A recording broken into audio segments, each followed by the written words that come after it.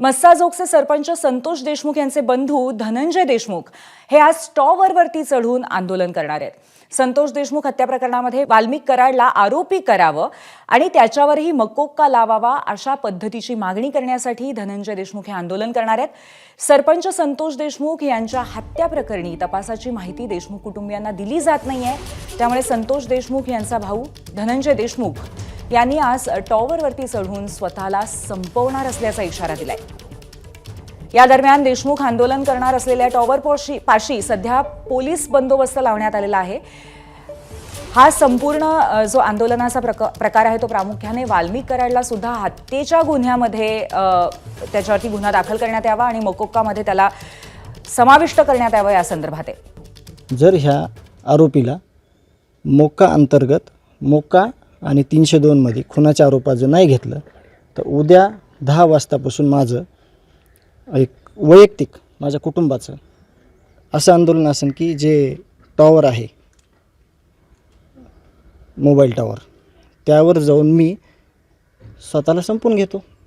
त्याचं कारण असं आहे की हे जर आरोपी ह्याच्यातले सोडले तर उद्या हे पण माझा खून करतील, हे पण मला अशाच निर्घुण पद्धतीनं मग माझ्या कुटुंबात न्याय मागणारं कोणी नसेल आणि माझ्या भावाला पण वाटेल की चला आपला भाऊ स्वतः संपला।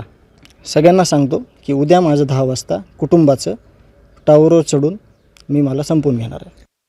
तर अशा पद्धतीने धनंजय देशमुख यांनी आज टॉवरवरती आंदोलन करण्याचं ठरवलेलं आहे। या संदर्भामध्ये आपण अधिक माहिती घेऊया। आपले प्रतिनिधी गोविंद शेळके आपल्यासोबत चर्चा करतील। गोविंद, एक निर्वाणीचा इशारा कुठेतरी संतोष देशमुख हत्या प्रकरणामध्ये धनंजय देशमुख यांनी दिलेला आहे आणि खास करून वाल्मिक कराड यांच्यावरती मकोक्का लावण्याची ही जी मागणी आहे या संदर्भामध्ये कुठेतरी त्यांना अपेक्षा आहे।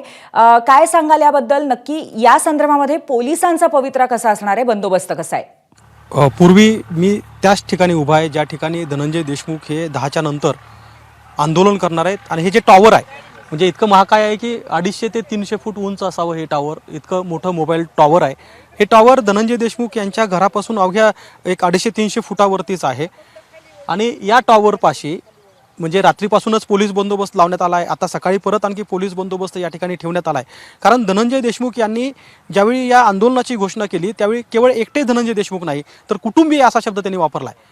त्यामुळे स्वाभाविक आहे खरं तर जी मागणी धनंजय देशमुख आणि कुटुंबीय करतात ही मागणी पहिल्या दिवसापासून अनेक राजकीय नेते करतायत, मसाजोगचे नागरिक करतायत।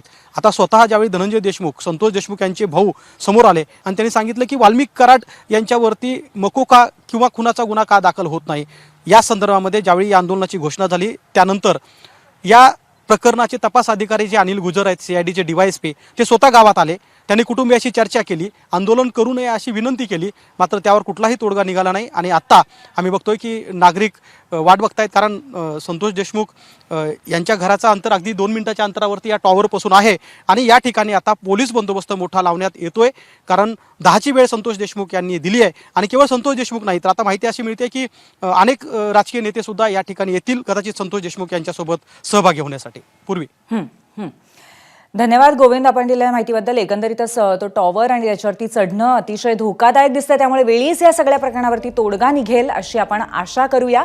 धन्यवाद। ABP माझा, उघडा डोळे बघा नीट।